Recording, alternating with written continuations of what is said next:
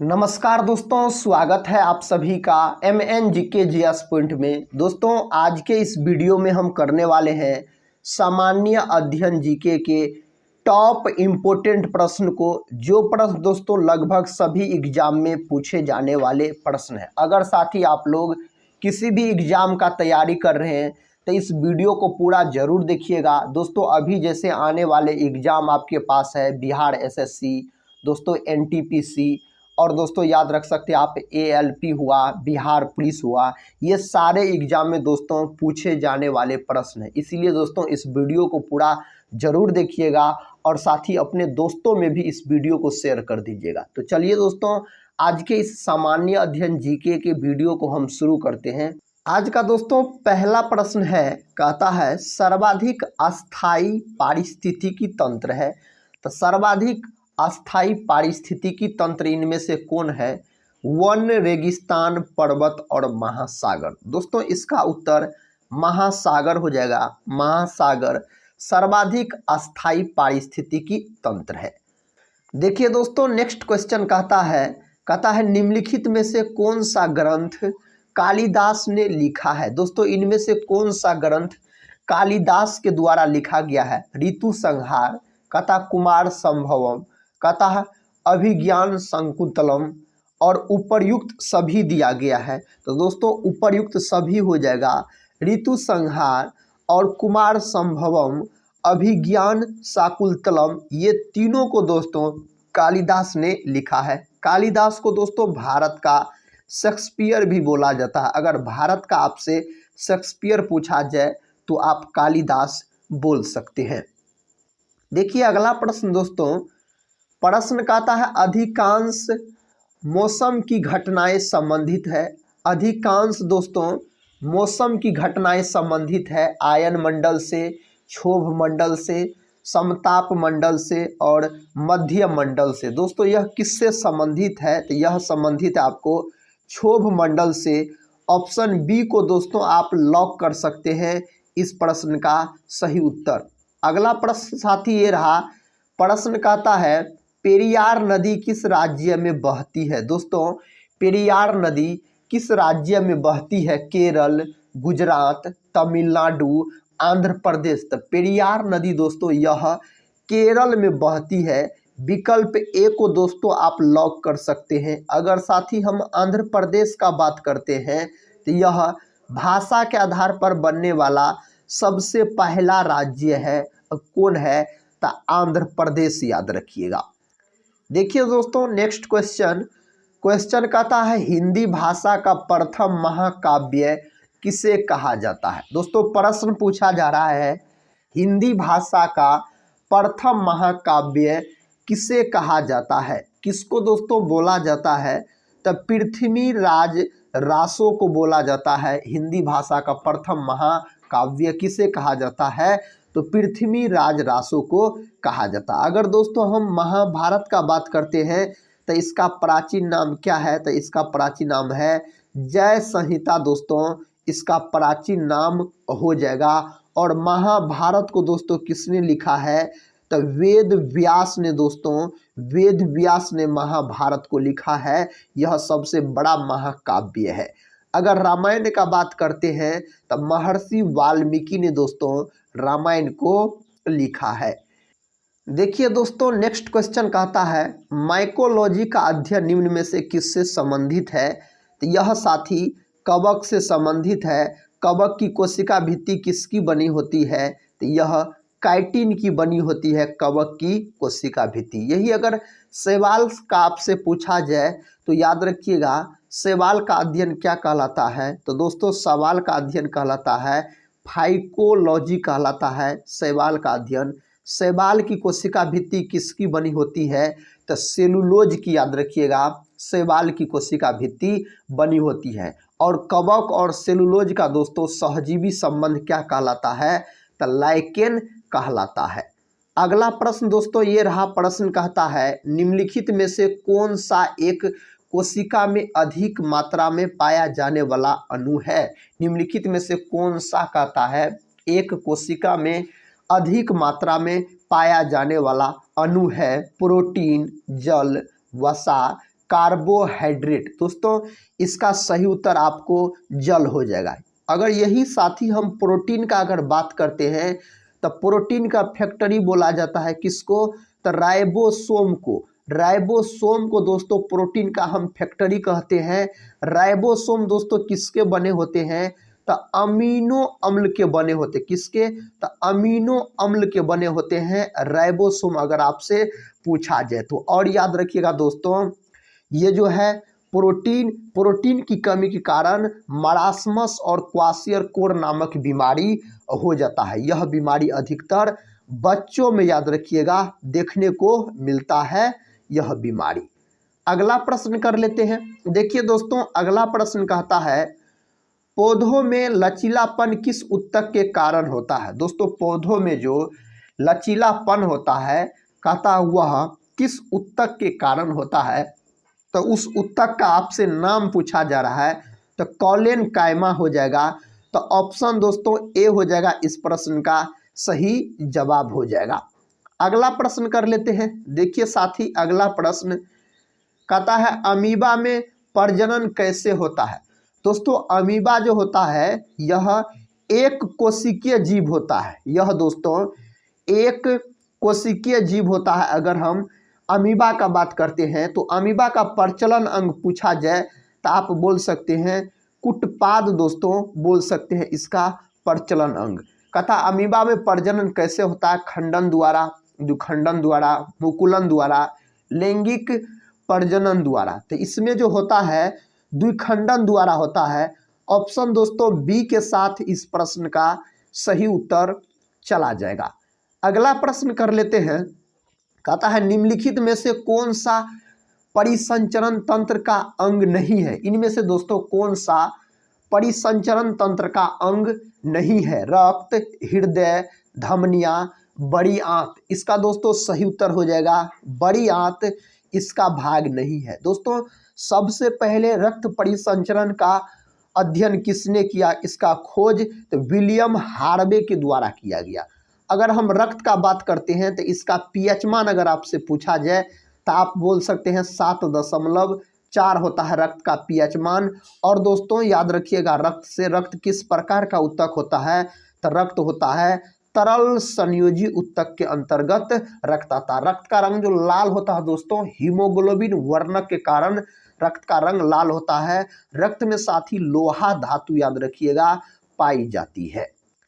प्रश्न कहता है निम्नलिखित में से किन पौधों को जड़, तना और पत्तियों में विभेदित नहीं किया जा सकता। फर्न कहता है मर्सिलिया, एस्पैरोगायरा, इनमें से सभी। इसका सही उत्तर हो जाएगा एस्पैरोगायरा हो जाएगा। ऑप्शन दोस्तों सी को आप लॉक कर सकते हैं। और साथ ही इस प्रश्न का उत्तर बताइए। प्रश्न कहता है निम्नलिखित स्थानों में से कौन सा एक लौह अयस्क खनन क्षेत्र नहीं है। इनमें से दोस्तों कौन सा एक लौह अयस्क खनन क्षेत्र नहीं है। इसका सही जवाब कौन ऑप्शन में दिया गया है, तो ऑप्शन ए में दिया गया है मलाज खंड हो जाएगा। मलाज खंड दोस्तों इस प्रश्न का सही उत्तर चला जाएगा। अगला प्रश्न दोस्तों ये रहा। प्रश्न कहता है 2011 की जनगणना के अनुसार निम्नलिखित राज्यों में से किस राज्य में जनसंख्या का घनत्व न्यूनतम है। इनमें से दोस्तों 2011 की जनगणना के अनुसार आपसे पूछा जा रहा है तो मिजोरम हो जाएगा 2011 की जनगणना के अनुसार। तो ऑप्शन डी को आप दोस्तों लॉक कर सकते हैं। अगला प्रश्न कर लेते हैं। देखिए साथी प्रश्न कहता है कन्याकुमारी से कृष्णा डेल्टा तक के तट को किस नाम से जाना जाता है। इस तट को दोस्तों कोरोमंडल तट के नाम से जाना जाता है। ऑप्शन बी में दिया गया है। इस प्रश्न का सही उत्तर ऑप्शन बी के साथ आप याद रख सकते हैं। कहता है रोहिला राष्ट्रीय उद्यान किस राज्य में स्थित है। दोस्तों रोहिला राष्ट्रीय उद्यान कहता है किस राज्य में स्थित है, तो यह स्थित है आपको हिमाचल प्रदेश में। कहाँ दोस्तों, हिमाचल प्रदेश में स्थित है। ऑप्शन सी इस प्रश्न का सही उत्तर हो जाएगा। नेक्स्ट क्वेश्चन कर लेते हैं। कहता है निम्न में से कौन व्यक्ति स्टील मैन ऑफ इंडिया के रूप में विख्यात थे। कौन व्यक्ति दोस्तों हो जाएगा तो हो जाएगा आपको जमशेद जी ईरानी हो जाएगा। ऑप्शन दोस्तों हो जाएगा सी इस प्रश्न का सही जवाब चला जाएगा। अगला प्रश्न कर लेते हैं। अगला प्रश्न देखिए दोस्तों, प्रश्न कहता है साथी, आपके सामने है प्रश्न। प्रश्न कहता है किस मूल भारतीय राजवंश ने अपने शासकों के चित्र वाले सिक्के जारी किए थे? किसने दोस्तों जारी किए थे? तो सातवाहन वंश हो जाएगा। ऑप्शन सी के साथ इस प्रश्न का सही उत्तर चला जाएगा। अगला प्रश्न देखिए दोस्तों, प्रश्न कहता है प्राचीन संस्कृत ग्रंथ अष्टाध्यायी के लेखक कौन है? तो इसके लेखक आपको हो जाएगा पाणिनि हो जाएगा, महर्षि पाणिनि इसका लेखक हो जाएगा। अगला प्रश्न कर लेते हैं। देखिए दोस्तों, अगला प्रश्न ये रहा, कहता कन्नौज की लड़ाई में शेरशाह सूरी द्वारा हुमायूं को डैश में पराजित किया गया था? दोस्तों कब पराजित किया गया था? इस चार ऑप्शन में से एक ऑप्शन सही है दोस्तों। तो 1540 ईस्वी में पराजित किया था। तो 1540 इसका सही उत्तर चला जाएगा। अगला प्रश्न दोस्तों, प्रश्न कहता है बाबर की आत्मकथा बाबरनामा किस भाषा में लिखी गई थी? बाबर की आत्मकथा बाबरनामा किस भाषा में लिखी गई थी? तो यह जो लिखा गया था तुर्की भाषा में लिखा गया था। कौन भाषा में? तो तुर्की भाषा में दोस्तों यह लिखा गया था। नेक्स्ट क्वेश्चन कहता है साथी, जब फ्रांसीसी नेतृत्व में फ्रांस ने डैश पर कब्जा कर लिया था तब पहला कर्नाटक युद्ध लड़ा गया था। तो किस पर दोस्तों कब्जा कर लिया था? तो मद्रास पर कब्जा कर लिया था। तो विकल्प ए हो जाएगा इसका सही उत्तर, मद्रास हो जाएगा। देखिए अगला प्रश्न कहता है सिपाही विद्रोह के दौरान भारत का गवर्नर जनरल कौन था? सिपाही विद्रोह के दौरान दोस्तों आपसे पूछा जा रहा है। तो लॉर्ड कैनिंग हो जाएगा। ऑप्शन दोस्तों डी के साथ इस प्रश्न का सही उत्तर चला जाएगा। अगला प्रश्न देखिए, कहता है दिल्ली दरबार 1911 के दौरान दिल्ली की आधारशिला इनमें से किसने रखी थी? किनके द्वारा रखा गया? तो दोस्तों जॉर्ज पंचम के द्वारा रखा गया। ऑप्शन सी को दोस्तों आप लॉक कर सकते हैं। अगला प्रश्न दोस्तों ये रहा, प्रश्न कहता है उत्पादन हेतु कच्चा माल और नकदी इसके अंतर्गत वर्गीकृत किए जाते हैं? किसके अंतर्गत दोस्तों वर्गीकृत किए जाते हैं? भौतिक पूंजी, कार्यशील पूंजी, स्थिर पूंजी और मानव पूंजी दिया गया है। इसका सही उत्तर हो जाएगा आपको कार्यशील पूंजी हो जाएगा। विकल्प दोस्तों बी सही है। अगला प्रश्न देखिए, प्रश्न कहता है भारत में राज्य सरकार द्वारा डैश कर लगाए जाते हैं? भारत में राज्य सरकार द्वारा कौन कर दोस्तों लगाए जाते हैं? तो शराब पर उत्पादन शुल्क। ऑप्शन हो जाएगा ए इस प्रश्न का सही उत्तर। अगला प्रश्न कर लेते हैं। अगला प्रश्न कहता है निम्नलिखित में से कौन भारत सरकार की मौद्रिक नीति तैयार करता है? इनमें से दोस्तों कौन भारत सरकार की मौद्रिक नीति तैयार करता है? इसका उत्तर हो जाएगा दोस्तों आरबीआई के गवर्नर। ऑप्शन बी को आप लॉक कर सकते हैं। अगला प्रश्न कहता है वित्तीय क्षेत्र में एफसीसीबी का पूर्ण रूप क्या है? दोस्तों इसका पूर्ण रूप आपसे पूछा जा रहा है। तो ऑप्शन सी बोल सकते हैं फॉरेन करेंसी कन्वर्टिबल बॉन्ड। दोस्तों ऑप्शन सी के साथ इस प्रश्न का सही उत्तर चला जाएगा। अगला प्रश्न कर लेते हैं। प्रश्न कहता है ऋग्वेद का हिंदी में अनुवाद किसने किया था? दयानंद सरस्वती, विवेकानंद, कालिदास, कबीरदास। ऋग्वेद का दोस्तों हिंदी में अनुवाद किया गया दयानंद सरस्वती के द्वारा। तो ऑप्शन ए दोस्तों इसका सही उत्तर चला जाएगा। स्वामी दयानंद सरस्वती का अगर दोस्तों हम बात करते हैं तो इसका मूल नाम हो जाता है मूल शंकर। दोस्तों इसका नाम हो जाएगा स्वामी दयानंद सरस्वती का। आर्य समाज का स्थापना इन्हीं के द्वारा किया गया 1875 में। इस बात को दोस्तों आप याद रखिएगा।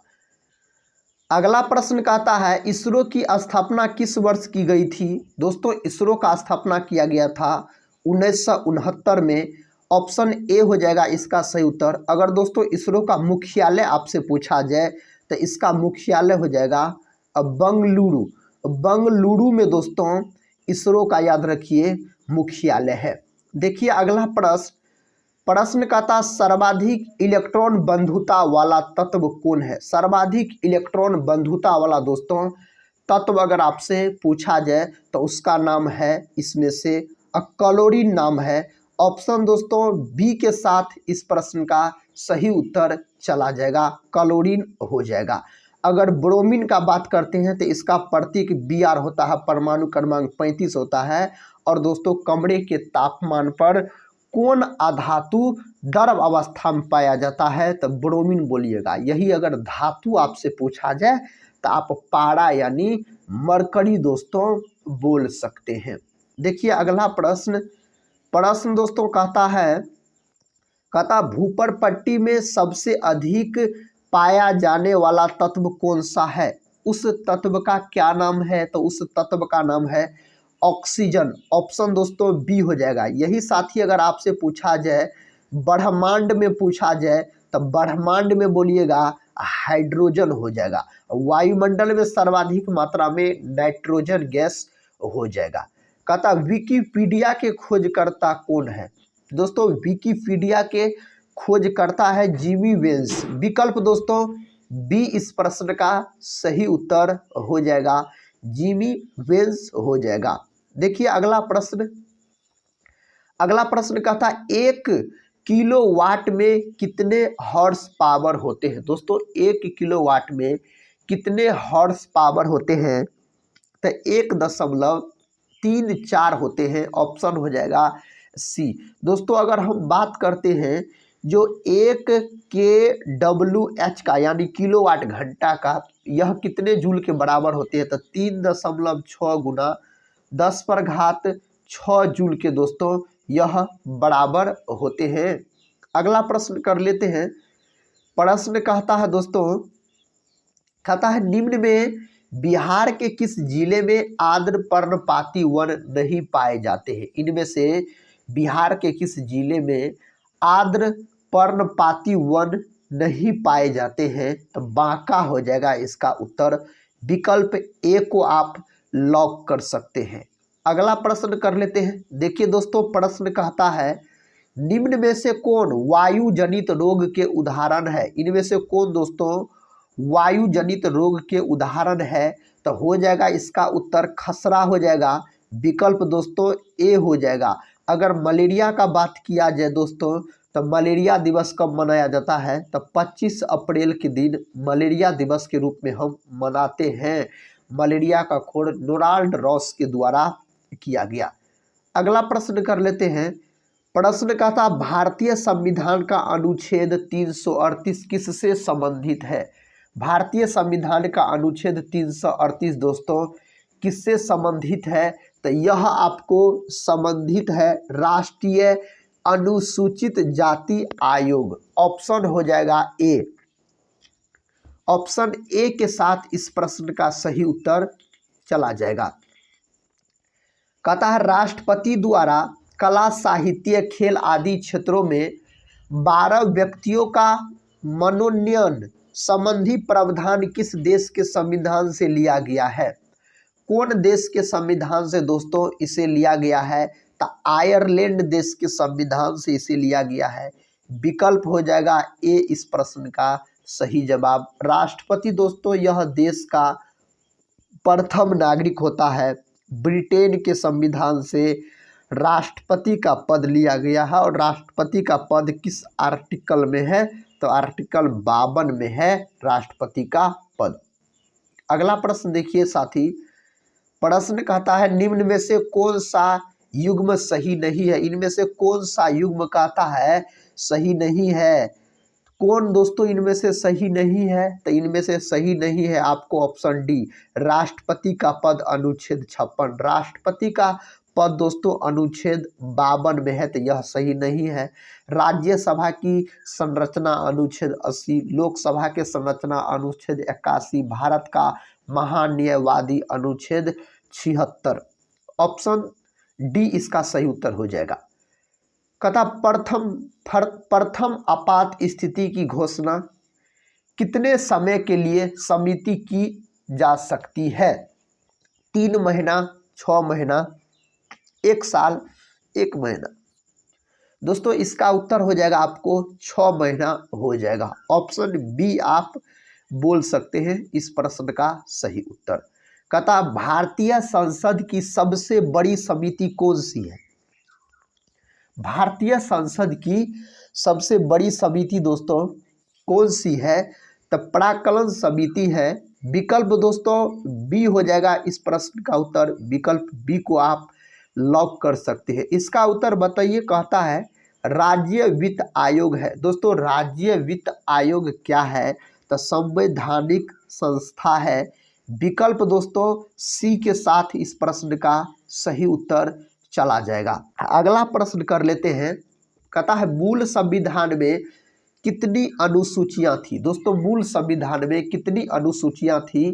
तो 8 अनुसूचियां हो जाएगा मूल संविधान में। तो ऑप्शन दोस्तों ए हो जाएगा इस प्रश्न का सही उत्तर। अगर दोस्तों वर्तमान में अनुसूची का बात किया जाए तो 12 बोलिएगा। अगला प्रश्न दोस्तों कहता है निम्नलिखित में से कौन सी समिति चुनाव सुधारों से संबंधित है? इनमें से कौन सी समिति है जो चुनाव सुधारों से साथी संबंधित है? तो उसका नाम क्या है? तो उसका नाम है दिनेश गोस्वामी समिति। तो ऑप्शन दोस्तों ए के साथ इस प्रश्न का सही उत्तर चला जाएगा। अगला प्रश्न कहता है भारतीय संविधान में समस्त कार्यपालिका शक्तियां किसमें निहित होता है? दोस्तों यह किसमें निहित होता है? तो राष्ट्रपति में निहित होता है। विकल्प हो जाएगा सी। अगले प्रश्न की ओर बढ़ते हैं। दोस्तों इसका सही उत्तर बताइए। भारत में राष्ट्रपति का निर्वाचन किस प्रकार होता है? भारत में राष्ट्रपति का निर्वाचन दोस्तों किस प्रकार होता है? अप्रत्यक्ष मतदान से होता है। ऑप्शन डी इसका सही उत्तर हो जाएगा। अगला प्रश्न कर लेते हैं। प्रश्न कहता राष्ट्रपति के उम्मीदवार के लिए क्या आवश्यक नहीं है? दोस्तों राष्ट्रपति के उम्मीदवार के लिए क्या आवश्यक नहीं है? तो दोस्तों पढ़ा लिखा हो यह आवश्यक नहीं है। अगला प्रश्न देखिए साथी। प्रश्न कहता है भारत के राष्ट्रपति को उसके पद से हटाया जा सकता है। भारत के राष्ट्रपति को उसके पद से कहता हटाया जा सकता है तो संसद द्वारा हटाया जा सकता है। अगला प्रश्न कहता है राष्ट्रपति पर महाभियोग का आरोप संसद के किस सदन द्वारा लगाया जा सकता है? किसके द्वारा दोस्तों लगाया जा सकता है? तो इसका उत्तर ऑप्शन सी हो जाएगा। संसद के किसी भी सदन द्वारा लगाया जा सकता है। तो ऑप्शन सी इस प्रश्न का सही उत्तर चला जाएगा। नेक्स्ट क्वेश्चन कहता है भारत के राष्ट्रपति पर महाभियोग चलाने के लिए कम से कम कितने दिन पूर्व की सूचना आवश्यक है? 7 दिन, 14 दिन, 21 दिन और 30 दिन। दोस्तों इस प्रश्न का उत्तर हो जाएगा 14 दिन, यानी याद रखिएगा 2 सप्ताह। अगला प्रश्न कर लेते हैं। प्रश्न कहता राष्ट्रपति का रिक्त स्थान भर लिया जाना चाहिए 90 दिनों में, 6 महीना में, 9 महीना में, 1 वर्ष में। कब भर लेना चाहिए? तो दोस्तों यह 6 महीना में। विकल्प बी के साथ इस प्रश्न का सही उत्तर लॉक हो जाएगा। अगला प्रश्न कहता है भारत के राष्ट्रपति के महाभियोग की प्रक्रिया है। भारत के राष्ट्रपति के महाभियोग की दोस्तों प्रक्रिया आपसे पूछा जा रहा है तो इसका सही उत्तर हो जाएगा अर्ध न्यायिक प्रक्रिया। विकल्प दोस्तों ए में इस प्रश्न का सही उत्तर दिया गया है। कहता यदि राष्ट्रपति एवं उपराष्ट्रपति का पद खाली हो तो भारत के राष्ट्रपति के पद पर कौन होता है? तब भारत के राष्ट्रपति के पद पर दोस्तों कौन होता है? तो भारत का मुख्य न्यायाधीश होता है। ऑप्शन बी दोस्तों इस प्रश्न का सही उत्तर चला जाएगा। अगला प्रश्न कहता है निम्नलिखित में से राष्ट्रपति किसकी नियुक्ति करता है? इनमें से दोस्तों राष्ट्रपति किसकी नियुक्ति करता है? इसका सही उत्तर हो जाएगा आपको उपर्युक्त सभी हो जाएगा। भारत का महान्यायवादी, नियंत्रक एवं महालेखा परीक्षक, एक राज्य का राज्यपाल। तो ऑप्शन डी हो जाएगा इस प्रश्न का उत्तर।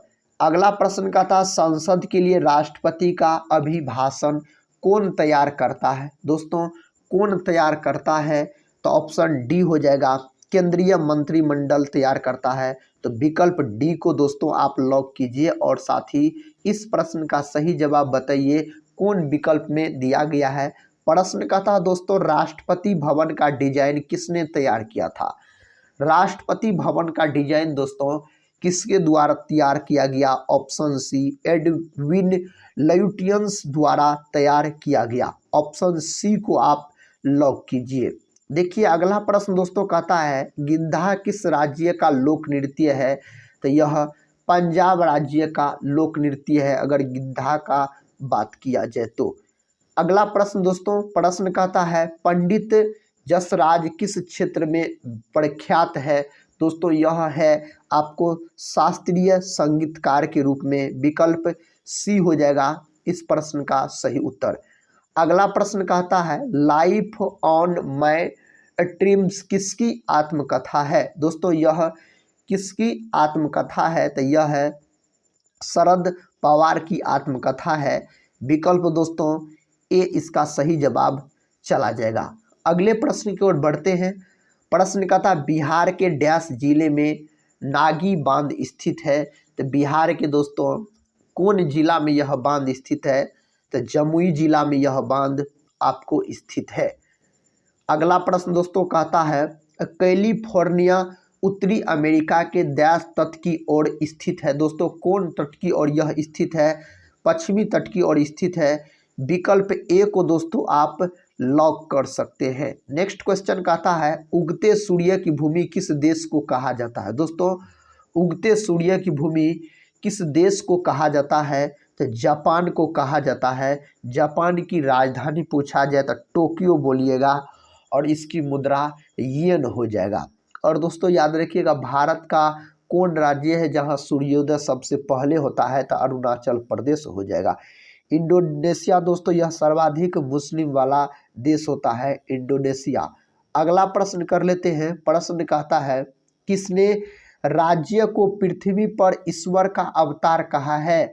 किसने कहा है दोस्तों, तो हीगल ने कहा है। विकल्प ए के साथ इसका सही उत्तर चला जाएगा। देखिए अगला प्रश्न कहता है निम्नलिखित कोयला खानों में से कौन सी मध्य प्रदेश राज्य में स्थित है। कौन सी दोस्तों मध्य प्रदेश राज्य में स्थित है, सिंगरौली स्थित है। ऑप्शन ए को आप लॉक कीजिए। दोस्तों आज के इस वीडियो में हम टोटल सामान्य अध्ययन के 65 प्रश्न को कवर करवाए। सभी प्रश्न दोस्तों एग्जाम के दृष्टिकोण से बहुत ही महत्वपूर्ण थे। तो दोस्तों इस वीडियो को हम यहीं पर समाप्त करते हैं। तब तक के लिए धन्यवाद।